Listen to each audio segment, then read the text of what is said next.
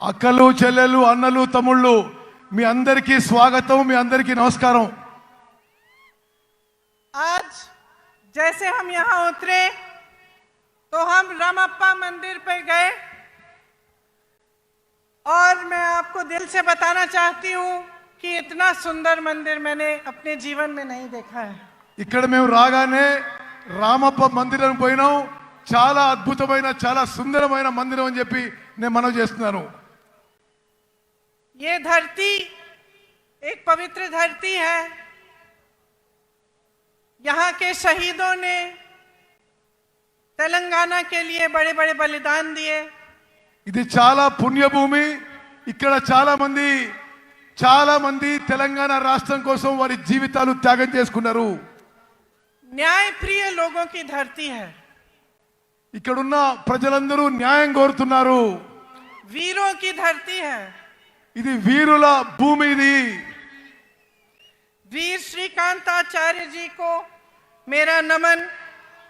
శ్రీకాంతాచార్యని నేను తెలంగాణ అమరవీరుని ఈరోజు తలుచుకుంటున్నాను। इन सब योद्धाओं ने आपके लिए एक बहुत बड़ा सपना देखा था।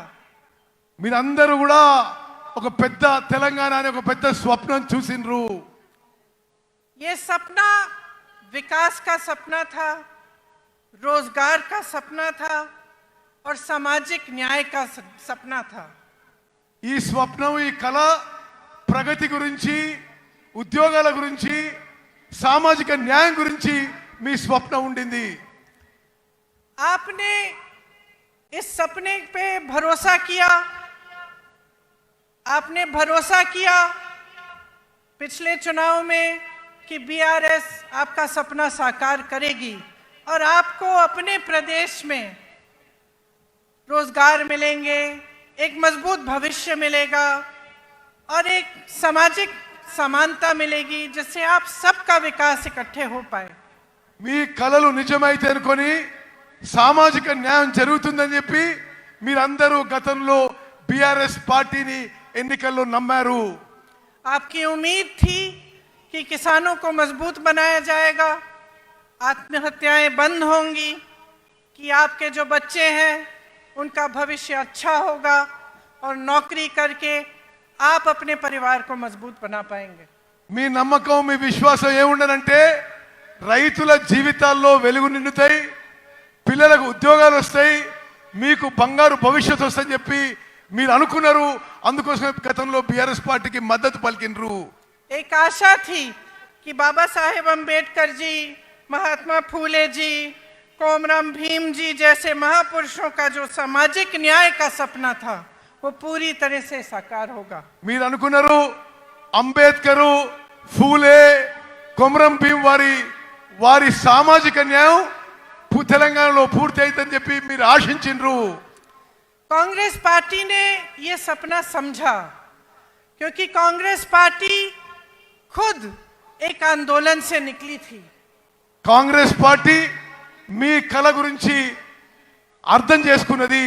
కాంగ్రెస్ పార్టీ కూడా ఆందోళన ద్వారానే పుట్టిందని చెప్పి నేను మనవి చేస్తున్నాను। कांग्रेस पार्टी का ये असूल है कि सामाजिक न्याय होना चाहिए, कि सब इकट्ठे आगे बढ़े और इसी असूल पर स्वतंत्रता संग्राम लड़ा गया। इसीलिए कांग्रेस पार्टी ने जब देखा कि आपका ये सपना था और आप इस सपने के लिए संघर्ष कर रहे थे, इसमें अपनी पूरी शक्ति डाल रहे थे और इतने सारे लोग इस सपने के लिए बलिदान देने के लिए तैयार थे, तो कांग्रेस पार्टी ने इस सपने को समझकर तेलंगाना प्रदेश बनाने का निर्णय लिया। కాంగ్రెస్ పార్టీ స్వాతంత్ర్యం నుంచి కూడా దేశం ప్రజల యొక్క ఆకాంక్షలు గుర్తించింది। కాంగ్రెస్ పార్టీ సామాజిక న్యాయం మీద నమ్ముతుంది। కాంగ్రెస్ పార్టీ ప్రజల ఆకాంక్షలు నెరవేరుస్తుంది। మీ అందరి ఆకాంక్షలు కోరికలు నెరవేర్చడానికే కాంగ్రెస్ పార్టీ ప్రత్యేక తెలంగాణ రాష్ట్రం ఏర్పాటు చేసిందని చెప్పి మనం చేస్తున్నాను। उस समय मेरी माताजी सोनिया जी कांग्रेस की अध्यक्ष थी और इस निर्णय को लेने में एक राजनीतिक वीरता भी थी क्योंकि वो जानती थी कि इस निर्णय को लेने से हो सकता है कि कांग्रेस की जो राजनीतिक जो यहाँ पे जो उसका स्तर है, हो सकता है कि कांग्रेस उस चुनाव को हारे जो अगला चुनाव है। మా అమ్మ సోనియా గాంధీ గారు తెలంగాణ రాష్ట్రం ఇవ్వడానికి నిర్ణయం తీసుకున్నప్పుడు కొంత రాజకీయ మూల్యం చెల్లించాల్సి వస్తుందని చెప్పి తెలిసి కూడా తెలంగాణ రాష్ట్రం ఏర్పాటు చేసిన విషయం మీకు గుర్తు చేస్తున్నాను। आजकल ज्यादातर पार्टी के नेता वही निर्णय लेते हैं जिससे उनका राजनीतिक स्वार्थ साधा जाता है, लेकिन सोनिया जी ने जब ये निर्णय लिया तो ये निर्णय आपके लिए लिया। उन्होंने ये कहा कि चाहे मेरी पार्टी तेलंगाना में न भी जीते, न भी सरकार बना पाए, तब भी ये तेलंगाना के लोगों का की ये चाहत है, कि सपना है, और इसे साकार करने के लिए उन्होंने आपकी भलाई के लिए और आपके पक्ष में ये निर्णय लिया। తెలంగాణ రాష్ట్రం ఇస్తే మూల్యం చెల్లించాల్సి వస్తుందని తెలిసినా ఈ రోజుల్లో రాజకీయ నాయకులందరూ కూడా రాజకీయ లబ్ధి కోసమే నిర్ణయాలు తీసుకుంటున్నా మా తల్లి గారు సోనియా గాంధీ గారు రాజకీయం నష్టపోయినా సరే తెలంగాణ ప్రజల ఆకాంక్ష కొరకు, తెలంగాణ ప్రజల త్యాగాలు గుర్తించి, తెలంగాణ ప్రజల కోరిక మేరకు తెలంగాణ రాష్ట్రం ఏర్పాటు చేసిన విషయం మీ అందరికీ మరోసారి మనవి చేస్తున్నాను। उनका सोच, कांग्रेस पार्टी की सोच एक छोटी सोच नहीं थी। उनका नजरिया आगे के लिए था, भविष्य के लिए था, आपकी मजबूती के लिए था। इसीलिए वो ये निर्णय ले पाई। और उन्हीं की तरह कांग्रेस पार्टी के जितने भी बड़े बड़े नेता रहे, चाहे जवाहरलाल नेहरू थे, चाहे इंदिरम्मा थी, चाहे उनके बाद मनमोहन सिंह जी थे, चाहे राहुल जी हैं, और तेलंगाना के तमाम नेता हैं, आगे की सोचते हैं और आपकी भलाई के लिए सोचते हैं। और इसी सोच के लिए, इसी सोच के जरिए आपके प्रदेश को मजबूत बनाने की बात करते हैं। తాత్కాలిక ప్రయోజనాల కోసమో కొద్ది దూరం చూసి ప్రయోజనాల కోసమో సోనియా గాంధీ గారు తెలంగాణ ఇవ్వలేదు। దూరపు చూపుతో మీ భవిష్యత్తు కోసం, మీ పిల్లల భవిష్యత్తు కోసం, మీ ఆకాంక్ష మేరకు సోనియా గాంధీ గారు తెలంగాణ ఏర్పాటు చేశారు। ఏ విధంగానైతే జవహర్లాల్ నెహ్రూ గారు, ఇందిరాగాంధీ గారు, రాజీవ్ గాంధీ గారు, రాహుల్ గాంధీ గారు దూర చూపుతో దేశం మంచి కోసం, సమాజం మంచి కోసం, ప్రజల కోసం మంచి కోసం నిర్ణయాలు తీసుకుంటారో, ప్రజల ఆకాంక్ష కోసం తెలుసుకుంటారో, మా తల్లి సోనియా గాంధీ గారు కూడా తెలంగాణ రాష్ట్రం ఏర్పాటు నిర్ణయం తీసుకున్నారు। इस सोच का प्रमाण ये है कि उनके कार्यकाल में बड़ी बड़ी संस्थाएं बनी आपकी भलाई के लिए, चाहे आईआईटी, आईआईएम, एम्स, ऐसी संस्थाएं बनी, आपका विकास हुआ, तो आप आगे बढ़ पाए। గత కాంగ్రెస్ పెద్దల హయాంలో పెద్ద పెద్ద సంస్థలు ఏర్పడ్డాయి। ఐఐటి కానీ, ఐఐఎం కానీ, ఇటువంటి అన్ని దేశానికి ఎంతో లాభం చేసిన సంస్థలు ఏర్పడే విషయం కూడా నేను గుర్తు చేస్తున్నాను। तो जो कांग्रेस की सरकारें बनी वो जनता की सरकारें थी, वो आपको मजबूत बनाने के लिए बनी, और उनमें दोनों चीज थी, नजरिया और नियत। अब जब हम नियत की बात करते हैं तो जितने भी काम होते हैं, सरकार बगैर सही नियत के वो काम करती नहीं है। अगर सरकार की नियत ये हो कि आपको लूटना है और सिर्फ सत्ता में रहकर भ्रष्टाचार करना है, तो वो भलाई के काम नहीं कर पाती। కాంగ్రెస్ ప్రభుత్వాలు నీతి నిజాయితీతో కట్టుబడి ఉంటాయని చెప్పి నేను మనవి చేస్తున్నాను। ఇప్పుడు మీరు చూస్తున్న ప్రభుత్వాలు అవినీతితో మోసపూరిత విధానం అవలంబిస్తున్న విషయం కూడా మీరు గమనించాలని చెప్పి మనవి చేస్తున్నాను। तो आज हम सब इस मंच पे खड़े हैं और आपके सामने खड़े होकर हमने ये बात कही है कि तेलंगाना के लिए कांग्रेस पार्टी ने एक रोड मैप, एक विजन बनाया है। ఈ రోజు మీ అందరికీ మనవి చేస్తున్నా, కాంగ్రెస్ పార్టీ తెలంగాణ రాష్ట్రానికి ఒక రోడ్ మ్యాప్, ఒక విజన్ తయారు చేసి ఈ రోజు మీ ముందుకు వస్తున్నారని చెప్పి నేను మనవి చేస్తున్నాను। आपके लिए गारंटी लाए हैं। गारंटी क्या है? गारंटी वो चीजें हैं जो हम आज आपको बताना चाहते हैं कि हम आपके लिए करेंगे। और जितने भी कांग्रेस के प्रदेश हैं जिनमें हमने ऐसे गारंटी सामने रखे, उनमें हमने वो काम अभी से शुरू कर लिया है। మీ ముందుకి 6 గ్యారెంటీలు తీసుకొస్తున్నాం. గ్యారెంటీలు అంటే ఏంటిది? మేము ప్రభుత్వంలో రాగానే తెలంగాణ ప్రజలకు ఏమేం కార్యక్రమాలు చేయబోతున్నామో మరో విషయం మీకు చెప్పాలి. ఏ రాష్ట్రంలో మేము అధికారంలో వచ్చినా మేము ఇచ్చిన హామీలు గ్యారెంటీలు అమలు చేసి చూపెట్టామని చెప్పి నేను మనం చేస్తున్నాను. मेरी बहनें यहाँ बैठी हैं, आप दिन रात मेहनत करती हैं, मैं जानती हूँ, और पूरे समाज का जो बोझ है आप अपने कंधों पर लेते हैं। बच्चों की परवरिश, घर की देखभाल, उसके साथ साथ बाहर जाके काम करना, खेती में मेहनत करना, या कोई नौकरी हो तो वहाँ नौकरी करना, ये सब आप करती हैं। और आज आप कितनी महंगाई का सामना कर रही हैं, चाहे गैस का सिलेंडर हो, चाहे तेल हो, चाहे कुछ भी हो। जब आपको खरीदने जाना होता है तो आपको 10 बार सोचना पड़ता है कि हम ये खरीद पाएंगे, घर ला पाएंगे कि नहीं।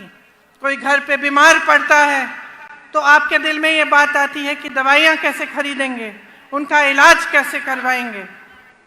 అక్కలు చెల్లెలు మీ జీవితాలు ఎంత కష్టంగా జరుగుతున్నాయో నాకు తెలుసు. మీరు పిల్లల్ని పెంచాలి, ఇంటి పని చూసుకోవాలి, వ్యవసాయం పని చూసుకోవాలి, ఎవరైనా బయట కూడా పని చేస్తుండొచ్చు. మీరు ఇన్ని పనులు చేస్తూ ఈ ధరల పెరుగుకి తట్టుకోలేకపోతున్నారు. గ్యాస్ సిలిండర్ ధరలు పెరుగుతున్నాయి, అన్ని ధరలు పెరుగుతున్నాయి. మీరు ఇంటికి ఏ సామాను కొనాలన్నా మీకు చాలా కష్టతరం అయిపోతుందని చెప్పి మేము గమనిస్తున్నాము. और ये सब मेहनत, ये संघर्ष, इन संकटों का सामना आप इसलिए करती हैं ताकि आपके बच्चे बड़े होकर अपना भविष्य बना पाएं। మీరు అంతా ఎందుకు కష్టపడుతున్నారు? మీ పిల్లలు పెద్దోళ్ళై ప్రయోజకులై మంచి భవిష్యత్తునాలని చెప్పి నా అక్కలు చెల్లెళ్ళు మీరు కష్టపడుతున్నారు. लेकिन यहाँ आज परिस्थिति ये है कि 40 लाख युवा बेरोजगार हैं। కానీ ఈరోజు తెలంగాణలో పరిస్థితి ఏంటంటే 40 లక్షల మంది మీ పిల్లలు, 40 లక్షల మంది మన పిల్లలకి నిరుద్యోగులుగా తెలంగాణలో నిలిచిపోయిన విషయాన్ని మనం చేస్తున్నాను. बीआरएस ने वादा किया था कि हर परिवार को एक नौकरी दिलवाई जाएगी। आज लाखों पद खाली हैं लेकिन नौकरियां नहीं दी गई हैं। बीआरएस పార్టీ ఇంటికో ఉద్యోగం చెప్పిండ్రు, ఇంటికో ఉద్యోగం. కానీ ఈరోజు లక్షల ఉద్యోగాలు ఖాళీగా ఉన్నా बीआरएस పార్టీ ఉద్యోగాలు నింపలేదనే విషయం మీరు గమనించాలి. और स्थिति ये है कि भर्तियों में भी भ्रष्टाचार है। एक बच्ची ने आत्महत्या की और उस पर भी सवाल उठाया गया कि उसने एप्लीकेशन ही नहीं भरा था। ये परिस्थितियां हैं कि जो संकट है, जो युवाओं का दर्द है, उसे समझने और सुलझाने के बजाय उन पर उंगलियां उठाई जाती हैं, लेकिन रोजगार नहीं दिए जाते, आपके लिए, आपके विकास के लिए काम नहीं किया जाता। ఉద్యోగాలు నింపే ప్రక్రియలో बीआरएस ప్రభుత్వంలో అవినీతి జరుగుతుంది. చాలా మంది యువకులు తట్టుకోలేక ఆత్మహత్య చేస్తుంటే వారి క్యారెక్టర్ మీద కూడా ఈ ప్రభుత్వం పెద్దలు ఏలెత్తి చూపుతున్నారు. ఉద్యోగాలు ఇవ్వకపోగా ఉద్యోగంలో నింపే ప్రక్రియలో ఈ టిఆర్ఎస్ ప్రభుత్వంలో అవినీతి లూటీ జరుగుతున్న విషయం నేను మనవి చేస్తున్నాను. उस्मानिया जैसी यूनिवर्सिटीज में अध्यापकों और पैसों की कमी है। एक भी नई सरकारी यूनिवर्सिटी नहीं बनाई गई। इनके पूरे कार्यकाल में आप देखेंगे तो सिर्फ प्राइवेट यूनिवर्सिटियां बनी हैं और उनमें से आधी इन्हीं के नेताओं की है, ताकि आपको फीस बड़ी बड़ी भरनी पड़े लेकिन आपके लिए सही सुविधा नहीं बने। ఉస్మానియా లాంటి యూనివర్సిటీలో టీచింగ్ నాన్ టీచింగ్ ఫ్యాకల్టీకి రిక్రూట్మెంట్ జరగలేదు. बीआरएस ప్రభుత్వం వచ్చిన తర్వాత ఒక్క కొత్త గవర్నమెంట్ యూనివర్సిటీ కూడా తెరవలేదు. కేవలం ప్రైవేట్ యూనివర్సిటీస్ తెరిచి పెద్ద పెద్ద ఫీజు పెట్టి మీ పిల్లలకి మీకు ఇబ్బంది కలుగుతుంది ఈ बीआरएस ప్రభుత్వంలో చెప్పి మనం చేస్తున్నాను. इसलिए युवाओं के लिए हमारी जो गारंटी है उसमें हमने कहा है कि तेलंगाना आंदोलन के शहीदों के परिवार को एक सरकारी नौकरी दिलवाएंगे। उनके माता पिता या पत्नी को 25,000 रुपए मासिक पेंशन मिलेगा। 2 लाख खाली सरकारी पद हैं, उनको हम 1 साल के अंदर अंदर भरेंगे और बेरोजगार युवाओं को 4,000 रुपए प्रति माह बेरोजगारी का भत्ता मिलेगा। మేమిచ్చిన హామీలలో తెలంగాణ అమరవీరులకి పెద్ద ఎత్తున గౌరవం ఇస్తాము. తెలంగాణ నిరుద్యోగ యువతకి 4,000 రూపాయలు నిరుద్యోగ భృతి ఇస్తాము. తెలంగాణ నిరుద్యోగ యువతకి 5 లక్షల రూపాయలు ఇవ్వబోతున్నాము. తెలంగాణలో ఉన్న ఖాళీగా ఉన్న 2 లక్షల ఉద్యోగాలు 1 సంవత్సరంలో భర్తీ చేయబోతున్న విషయం నేను మనవి చేస్తున్నాను. गल्फ देशों में रोजगार की संभावनाओं को मजबूत करने के लिए स्पेशल गल्फ सेल बनाया जाएगा। Those who go to work in जो लोग गल्फ के देशों में काम करने के लिए जाएंगे उनके लिए एक स्पेशल गल्फ सेल बनाया जाएगा। గల్ఫ్ లో పోయి మీకు తెలుసు ఉత్తర తెలంగాణలో చాలా మంది దుబాయ్ లో గల్ఫ్ లో పనిచేస్తారు. వారి కుటుంబాలను ఆదుకోవడానికి కూడా రాబోయే కాంగ్రెస్ ప్రభుత్వం ప్రత్యేక చర్యలు తీసుకుంటుంది. आज मेरे किसान भाइयों की परिस्थिति बहुत ही शर्मनाक है। चाहे पेट्रोल हो, डीजल हो, खाद हो, हर चीज पर खर्चा बढ़ गया है। आपके कर्ज बढ़ गए हैं और सरकार की तरफ से कोई मदद नहीं मिलती। ఈ రోజు రైతుల పరిస్థితి తెలంగాణలో దయనీయంగా మారింది. వ్యవసాయానికి సంబంధించి అన్ని ఇన్పుట్స్ లో పెట్రోల్, డీజిల్, సీడ్స్, లేబర్ అన్ని ధరలు పెరిగినాయి. ఈ బీఆర్ఎస్ ప్రభుత్వం రైతుల కోసం ఏమీ చేయడం లేదు. खेती से कमाना मुश्किल हो गया है और किसान परेशान और त्रस्त है। వ్యవసాయం నుంచి ఆదాయం ఈ బీఆర్ఎస్ ప్రభుత్వంలో తగ్గిపోయింది. इसीलिए हमने ये तय किया है कि हम एमएसपी को बढ़ाएंगे और इसकी हम आपको गारंटी देते हैं। అందుకోసమే రాబోయే కాంగ్రెస్ ప్రభుత్వంలో మినిమం సపోర్ట్ ప్రైస్ ఎంఎస్పి పెంచి ఇవ్వబోతున్నాం అని చెప్పి నేను మనవి చేస్తున్నాను. धान के लिए 2,500 रुपए, मक्का के लिए 2,200 रुपए, सोयाबीन के लिए 4,400 रुपए, गन्ना के लिए 4,000 रुपए। అన్ని వ్యవసాయ పంటలకి ఎంఎస్పి పెంచి ఇస్తాము. వరి ధాన్యానికి 2,500, సోయాకి 2,200, షుగర్ కేన్ కి 4,000 రూపాయలు ఇవ్వబోతుందని చెప్పి నేను మనవి చేస్తున్నాను. अरहर की 6,700 रुपए और कॉटन की 6,500 रुपए। పత్తికి 6,500 రూపాయలు ఇవ్వబోతున్నాం. ఈ విధంగా ప్రతి పంటకి ఎంఎస్పి కంటే పెంచి రాబోయే కాంగ్రెస్ ప్రభుత్వం ఇవ్వబోతుంది. किसानों के लिए 2 लाख रुपए तक कर्ज माफ किए जाएंगे। రాబోయే కాంగ్రెస్ ప్రభుత్వం 2 లక్షల రూపాయల వరకు రైతులకి రుణమాఫీ చేయబోతున్నాము. इंदिरम्मा रायतु भरोसा योजना के तहत किसानों के लिए 15,000 रुपए प्रति एकड़ दिया जाएगा। ఇందిరమ్మ రైతు భరోసా అనే కార్యక్రమం తీసుకొచ్చి ప్రతి ఎకరాకి ప్రతి సంవత్సరానికి 15,000 రూపాయలు ఇవ్వబోతున్నామని చెప్పి నేను మనవి చేస్తున్నాను. और मनरेगा में जो रजिस्टर्ड मजदूर हैं उन्हें हर साल 12,000 रुपए मिलेंगे। భూమి లేని రైతు కూలీలకు సంవత్సరానికి వచ్చే కాంగ్రెస్ ప్రభుత్వం 12,000 రూపాయలు ఇవ్వబోతుందని చెప్పి నేను మనవి చేస్తున్నాను.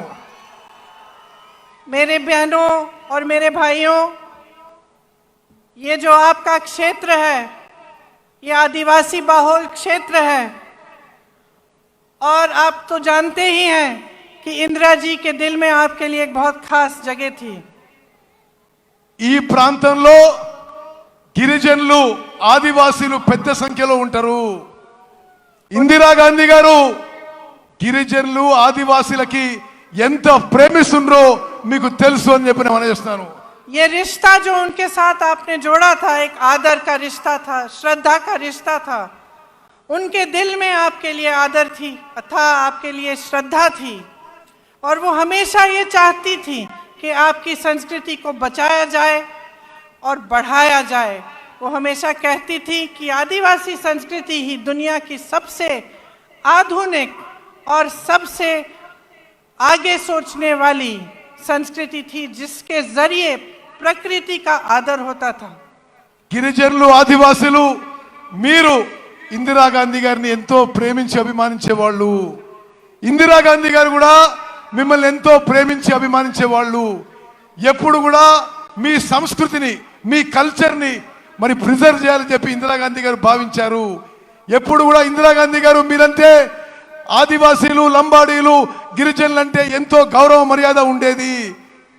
ఆదివాసీలు, గిరిజనులు వారి గురించి మీకు ఎంతో ముందు చూపు ఉందని చెప్పి ఇందిరాగాంధీ గారు భావించేవారు.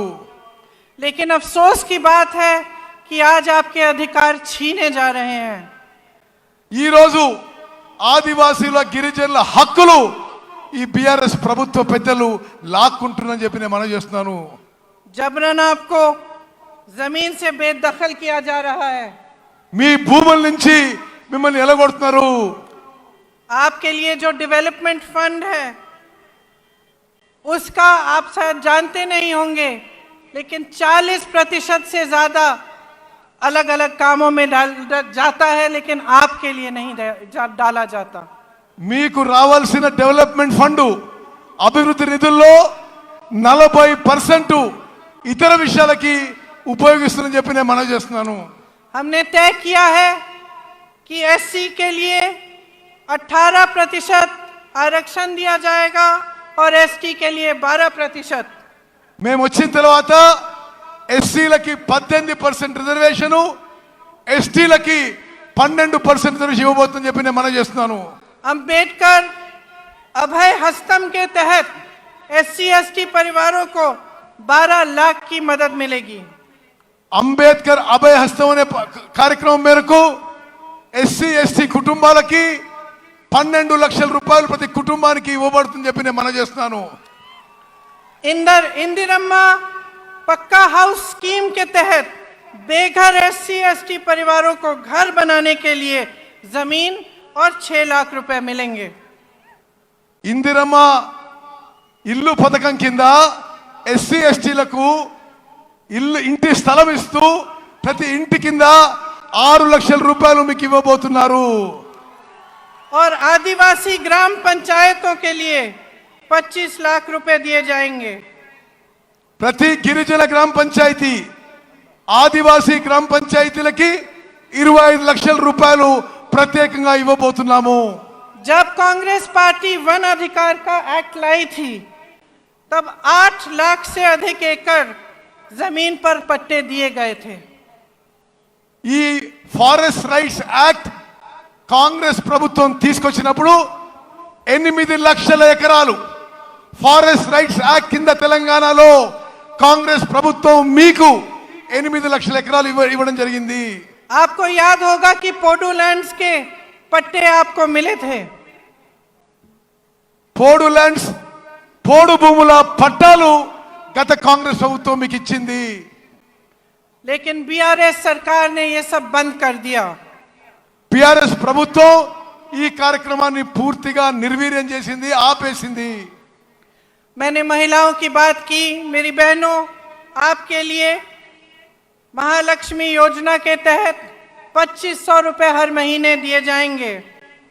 మహాలక్ష్మి పథకం కింద నా అక్కలు, చెల్లెళ్ళు మీ అందరికీ నెలకి 2500 రూపాయలు ఇవ్వబోతున్నాము. गैस सिलेंडर 500 रुपए का मिलेगा.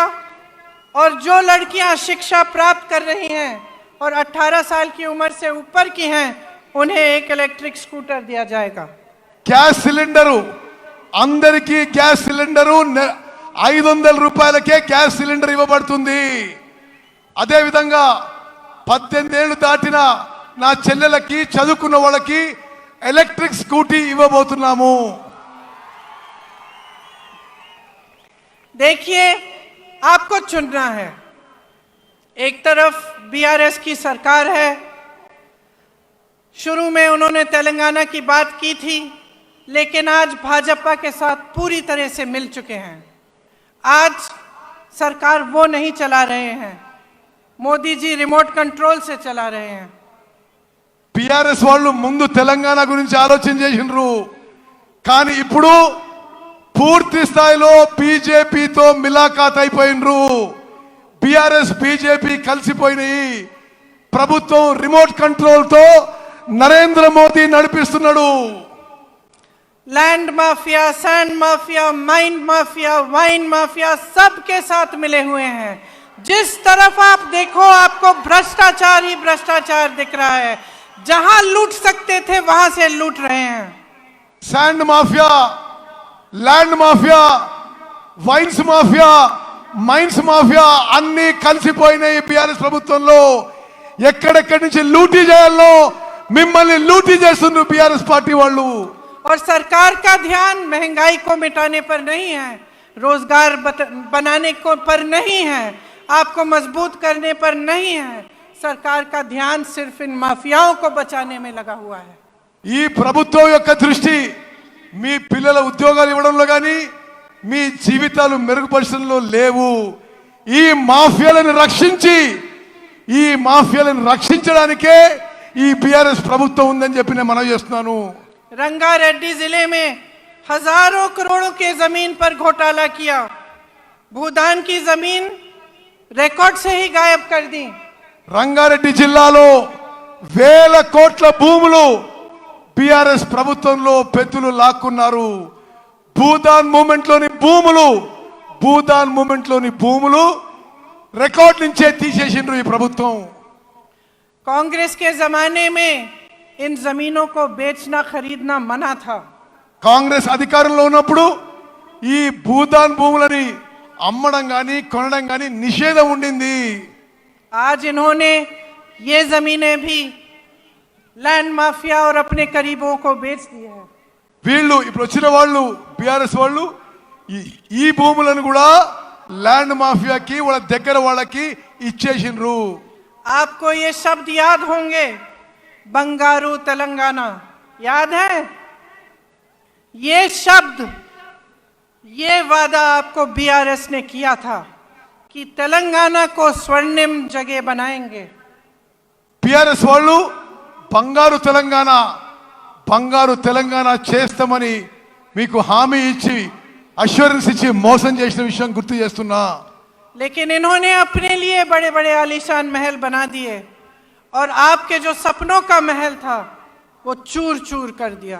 వీళ్ళు వందల కోట్ల లూటీలు చేసుకున్నారు, పెద్ద పెద్ద బంగ్లాలు కట్టినరు. మీ స్వప్నం గాని మీ కల గాని ధ్వంసం చేసింది బీఆర్ఎస్ పార్టీ, బీఆర్ఎస్ ప్రభుత్వం. आपका सपना था कि सामाजिक न्याय होगा। మీ స్వప్నం మీ కల సామాజిక న్యాయం కావాలని ఉండే. सामाजिक न्याय कौन सा? इनके 18 मंत्रियों में से 3 तो सीएम के ही परिवार के हैं और इनके पास 13 मंत्रालय हैं। ఇప్పుడు సామాజిక న్యాయం బీఆర్ఎస్ లో జరుగుతలేదు. 17 మంది మంత్రుల్లో 3 వీరు కుటుంబ సభ్యులే మంత్రులు. 18 మంత్రిత్వ శాఖలు వీళ్ళ కుటుంబం దగ్గరనే ఉన్నాయి. और बीसी की संख्या 50% से ऊपर है, लेकिन मंत्रालय में सिर्फ 3 मंत्री हैं। బీసీలు జనాభాలో 50% కంటే ఎక్కువ ఉన్నారు, కానీ వీళ్ళ మంత్రిత్వ శాఖలో ముగ్గురు మంత్రులు ఉన్నారు. 34% आरक्षण से घटाकर 23% कर दिया है। 27% నుంచి బీసీల రిజర్వేషన్ 23% కి తగ్గించిండ్రు.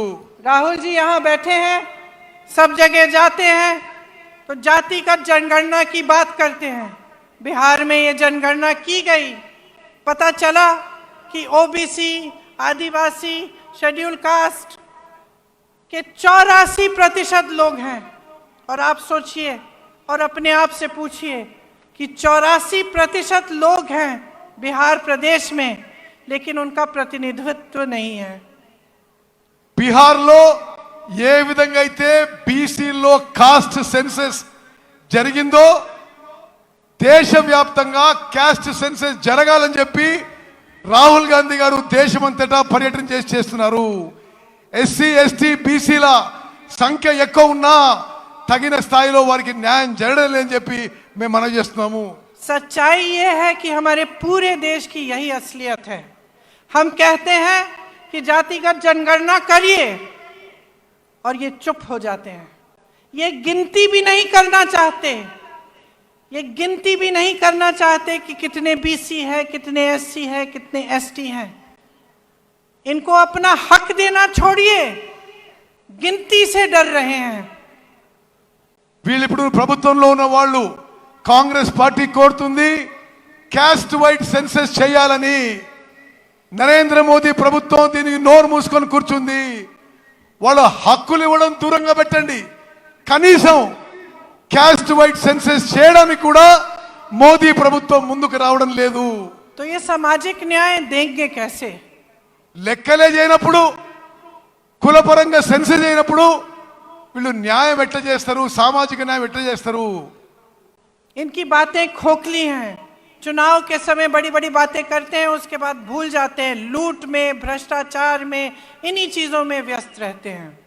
వీళ్ళ మాటల్లో అర్థం లేదు, మోసపూరిత మాటలు. ఎలక్షన్స్ లో ఏదో మాటలు చెప్పి వాగ్దానాలు చేసి పూర్తిగా మర్చిపోతారు, జనాన్ని మోసం చేస్తున్నారు. मोदी जी ने कितने बड़े बड़े वादे किए थे, ट्राइबल यूनिवर्सिटी बनाएंगे, स्टील प्लांट लगवाएंगे, हॉर्टिकल्चर यूनिवर्सिटी बनाएंगे, क्या बनाया? మోదీ గారు పెద్ద పెద్ద మాటలు మాట్లాడిండు. ట్రైబల్ యూనివర్సిటీ పెడతా అన్నాడు, స్టీల్ ఫ్యాక్టరీ పెడతా అన్నాడు, హార్టికల్చర్ యూనివర్సిటీ పెడతా అన్నాడు. ఏది ఒక్క అంగుళం కూడా ముందుకు పోలేదు. जो बनाया वो सब अपने बड़े बड़े उद्योगपति दोस्तों को सौंप दिया। BHEL, BSNL, DMRL, HAL, railways की बात कर रहे हैं, कुछ नहीं छोड़ा। నరేంద్ర మోదీ గారు కాంగ్రెస్ పార్టీ నిర్మించిన సంస్థలని, పబ్లిక్ సెక్టర్లని, BHEL, HAL, రైల్వేస్ లో కొంత భాగం ప్రైవేట్ తన ఉద్యోగపతి దోస్తులకి, వ్యాపారవేత్తలకి ఈ దేశాన్ని అమ్మేస్తున్నాడు. 60 लाख करोड़ की कंपनियां 6 लाख करोड़ में बेच डाली। 7 లక్షల కోట్ల కంపెనీలు 6 లక్షల కోట్లు అమ్ము చేయబడుతున్నాయి. ना इन्होंने जो बनी हुई संस्थानें थी उनकी बचत, उनकी हिफाजत की, ना इन्होंने कुछ नया बनाया, सिर्फ नए नए वादे, नए नए बातें करते रहे। तो बहनों और भाइयों, मैंने बहुत लंबा बोल लिया है, लेकिन इस सब चीज़ों का, जितनी भी बातें मैंने की हैं, इनका एक ही सार है, आप समझदारी से अपना वोट दो, आप विवेक से अपना वोट दो और देखो कि आपके जीवन का क्या अनुभव है, आपके जीवन में तरक्की आई है कि नहीं। अगर नहीं आई है तो आप देखिए कि कांग्रेस के प्रदेशों के लोगों में तरक्की आई है कि नहीं। क्या कर रही है कांग्रेस? जहां जहां गारंटी दी है, क्या वो गारंटी पूरी कर रही है कि नहीं? ఇప్పుడు అధికారంలో ఉన్న వాళ్ళు కళ్ళబొల్లి మాటలు చెప్పి మిమ్మల్ని మోసం చేస్తున్నారు. మీ జీవితాల్లో ఏమైనా మార్పు వచ్చిందా తెలంగాణలో? ఇప్పుడు అధికారంలో ఉన్న వాళ్ళు ఏమీ చేయలేదు. జాగ్రత్తగా ఆలోచన చేసి ఓటేయండి. కాంగ్రెస్ పాలిత రాష్ట్రాల్లో సామాన్య ప్రజల జీవితాల్లో మెరుగు వచ్చింది. మీరు కూడా కాంగ్రెస్ పాలిత రాష్ట్రాలకు చూడండి అని చెప్పి నేను మనవి చేస్తున్నాను. और आप सबसे पहले नेता और पार्टी की नीयत देखिए। आप देखिए कि आपका अनुभव क्या रहा है, कि BRS ने बीजेपी से मिलकर कितना भ्रष्टाचार किया है आपके साथ, आपके प्रदेश में, और आपके विकास के लिए कुछ नहीं किया। మీరు నాయకులు, పార్టీల వ్యక్తిత్వము, క్యారెక్టర్ చూడండి. BRS పార్టీలు అందరూ దోపిడీ చేసుకుంటున్నారు. BRS BJP కలిసి ఈ రాష్ట్రాన్ని లూటీ చేసుకుంటారని చెప్పి నేను మనవి చేస్తున్నాను. तो जैसे मैंने कहा, इन सब बातों का सार यही है कि ये वोट जो इस चुनाव में आप डालने जा रहे हैं, ये आपके पक्ष में जाना चाहिए। ये वोट, मेरी बहनें आप यहाँ बैठी हैं, आपके बच्चों के भविष्य को बनाने के लिए जाना चाहिए। मेरे भाई आप सब यहाँ हैं, आपको रोजगार मिलना चाहिए, आप विकसित हो, आप फूले फले और आपका भविष्य अच्छा हो, इसलिए आपका वोट जाना चाहिए। అక్కలు చెల్లెళ్ళు, మీ పిల్లల భవిష్యత్తు, మీ పిల్లల ఉద్యోగాల కోసం ఈసారి మీరు ఓటేయండి. అన్నలు తమ్ముళ్ళు, మీ భవిష్యత్తు కోసం, మీ ఉద్యోగాల కోసం, మెరుగైన జీవితం కోసం ఓటేయాలని చెప్పి నేను మనవి చేస్తున్నాను. तो सोच समझ के अपना वोट डालिए। आप जानते हैं कि यहाँ के उम्मीदवार सीतक्का जी और सत्यनारायण बोपापल्ली जी हैं। इनको भारी से भारी बहुमत से जिताइए और अपने भविष्य को मजबूत बनाइए। जय हिंद।